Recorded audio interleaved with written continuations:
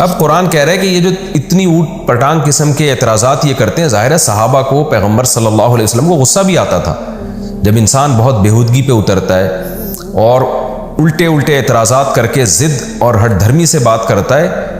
تو پھر اہل اسلام کا غصہ آنا یہ بالکل نیچرل ہے۔ لیکن قرآن اہل اسلام کو حکم دے رہا ہے کہ تم نے غصہ نہیں کرنا، تم نے اپنے کلام میں شائستگی پیدا کرنی ہے۔ تو اسی مضمون کو یہاں سے شروع کیا جا رہا ہے، وَقُلْ لِعِبَادِي، اے نبی میرے بندوں سے کہہ دیجئے، یقول التی ہی احسن، وہ بات کہیں جو بہت بہترین ہو، یعنی اخلاقی اعتبار سے بہت بہترین ہو، جس میں غصہ نہ ہو، جس میں طنز کا جواب طنز سے نہ ہو، اچھے انداز سے آپ ان کو جواب دیں۔ کیوں؟ ان الشیطان ینزغ بینہم، شیطان لوگوں کے درمیان نزغ کرتا ہے، یعنی فساد ڈالتا ہے۔ ہوگا یہ کہ بعض دفعہ آپ نے بھی اس کو جواب دے دیا اسی انداز میں، تو اس کو پروپیگنڈا کرنے کا موقع مل جائے گا، اس سے نفرتیں کم ہونے کے بجائے اور زیادہ بڑھیں گی۔ بعض دفعہ یہ بھی ہوتا ہے کوئی مخلص آدمی آ جاتا ہے، وہ واقعی سمجھنا چاہتا ہے، اس کے الٹے اعتراض کا آپ نے غلط طریقے سے جواب دیا، اس سے بھی نفرت کا موقع مل جاتا ہے۔ تو حتی الامکان کوشش کی جائے کہ اپنے اخلاق میں اپنا جو معیار ہے نا اس پہ سمجھوتا نہ کیا جائے، چونکہ یہ مکہ میں آیتیں نازل ہوئی ہیں نا، تو وہاں تو قوت طاقت تھی نہیں، تو قرآن بار بار صبر کی تلقین کر رہا ہے، اور یعنی انداز کو اچھے سے اچھا بنانے کا حکم دے رہا ہے۔ یہی حکم آج بھی ہے، آج بھی دیندار لوگ مغلوب ہیں، کمزور ہیں۔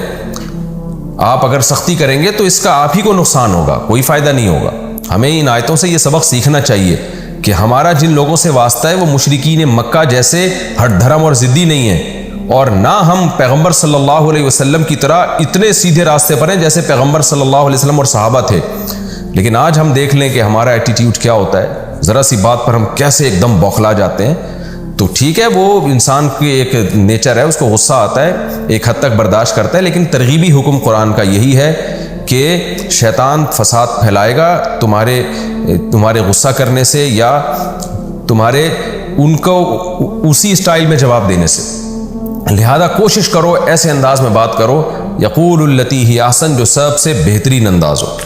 ان الشیطان کان للانسان عدوا مبینا، بے شک شیطان انسان کا کھلا ہوا دشمن ہے۔ دیکھیں، یہ مطلب نہیں ہے کہ اسلام میں غصہ کرنا جائز ہی نہیں ہے یا پنشمنٹ اور سزا ہی نہیں ہے۔ جہاں سزا کا یا غصے کا فائدہ ہو وہاں تو غصہ ہی جاری کرنا افضل ہے۔ ہمارے نبی صلی اللہ علیہ وسلم کی سیرت، صحابہ کی سیرت میں ہمیں اس کی مثالیں ملتی ہیں۔ یہ وہاں کا موقع ہے جہاں غصہ جاری کرنے سے فائدہ کے بجائے نقصان کا خطرہ ہو، تو یہ موقع کیونکہ مکی آیتیں ہیں نا، تو اس لیے قرآن ان کو ترغیب دے رہا ہے۔ جہاں آپ سمجھتے ہیں کہ سختی سے بات کرنے سے فائدہ ہوگا یا سختی کرنے سے فائدہ ہوگا، تو پھر وہاں تو سختی کرنا واجب ہے، کیونکہ نبی صلی اللہ علیہ وسلم نے فرمایا من رأى منکم منکرا فلیغیرہ بیدی فإن لم یستطع فبلسانہ، جو گناہ کو ہاتھ سے روکنے کی طاقت رکھتا ہو نا تو اسے چاہیے، اس پر لازم ہے کہ ہاتھ سے روکے، اور جو زبان سے روکنے کی طاقت رکھتا ہو زبان سے روکے۔ یہ وہاں کی بات ہے جہاں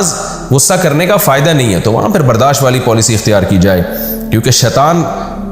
جو ہے نا وہ کیا کرے گا، لڑائی ڈلوا کے نفرتوں میں کمی کے بجائے اضافے کا ذریعہ بنے گا، اس سے پھر لوگ دین سے اور دور ہوں گے۔ ربکم اعلم بکم، آگے پھر ایک سوال ہوتا ہے کہ اللہ اگر ہم برداشت کریں مشرکین کے ان طعنوں کو اور ہم اخلاق سے جواب دیں تو ہمیں تو پھر یہ لگ ہی نہیں رہا کہ یہ لوگ اسلام قبول کریں گے، کیونکہ یہ تو ضد ان کی بڑھتی چلی جا رہی ہے۔ تو اس کا قرآن نے جواب دیا، تمہارے رب کو تمہارے حالات خوب اچھی طرح معلوم ہیں، وہ چاہے تو تم پہ رحم کر سکتا ہے۔ کیا مطلب؟ تمہیں ہدایت دے کے، زبردستی وہ چاہے تو تمہیں ہدایت پہ لا کے رحم کرے، اور چاہے تو گمراہ کر کے تمہیں عذاب دے۔ یعنی یہ اللہ پہ چھوڑ دو کہ کون قابل رحم ہے اور کون قابل عذاب ہے۔ ابھی تو تمہیں بس یہ حکم دیا جا رہا ہے کہ صبر کرنا ہے اور اخلاق سے تبلیغ کرنی ہے، تم نے اخلاق کے دائرے میں رہ کے،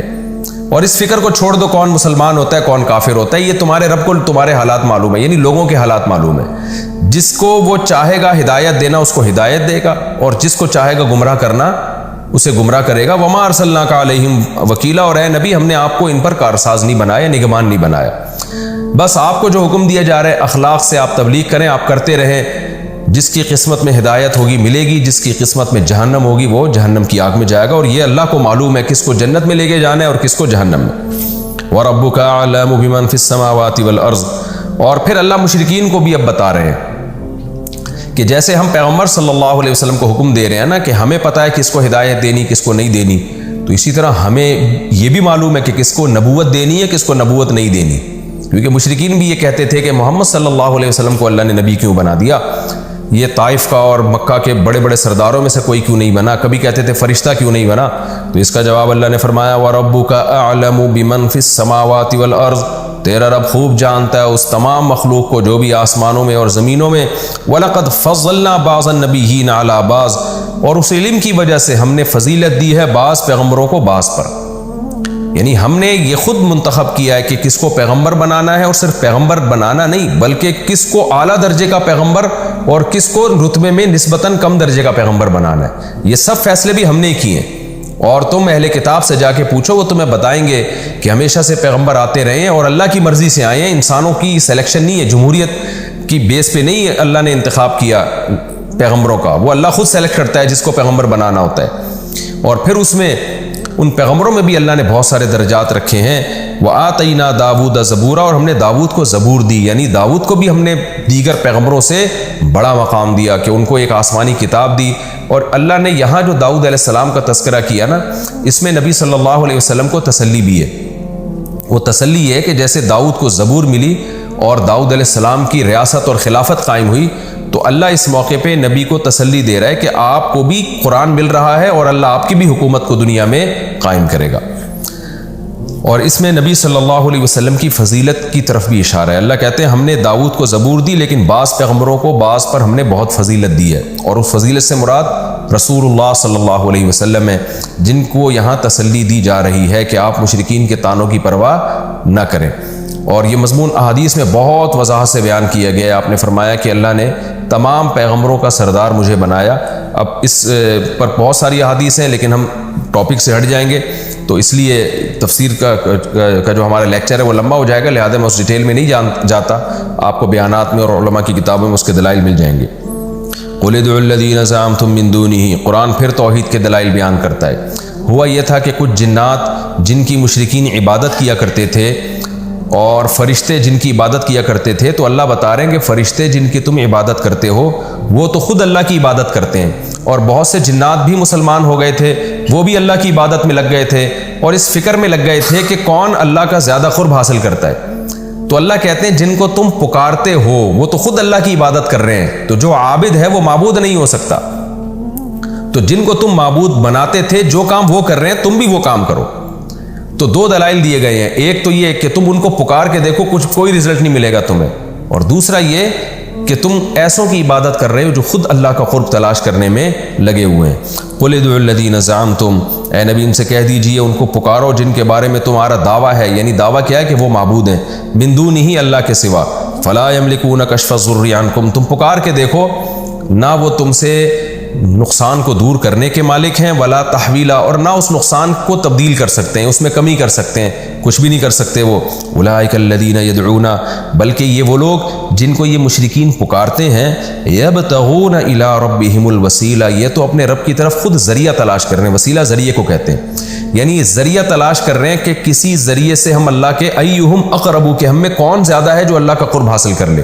اس چیز کی تلاش میں لگے ہوئے ہیں وسیلے کے ذریعے، وسیلے سے اسی طرح شجرہ ملعونہ کا جو قرآن میں تذکرہ ہے اس کا بھی یہ لوگ مذاق اڑاتے ہیں۔ تو کیا مطلب احاط بالناس، اللہ کو تو پہلے سے علم تھا جو ہم نے آپ کو بتا دیا تھا کہ ایسا ہوگا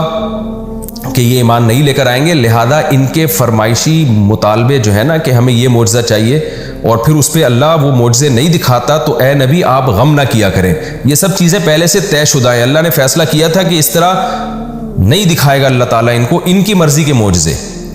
تو یہ پوری ڈیٹیل یہ سمجھایا جا رہا ہے ان آیتوں میں۔ وَنُخَوِّفُهُمْ، اللہ کہتے ہیں ہم ان کو ڈراتے ہیں مختلف طریقے سے، فَمَا يَزِيدُهُمْ إِلَّا طُغْيَانًا كَبِيرًا، لیکن یہ ڈرانا اضافہ نہیں کرتا مگر ان کی سرکشی میں بہت بڑی سرکشی۔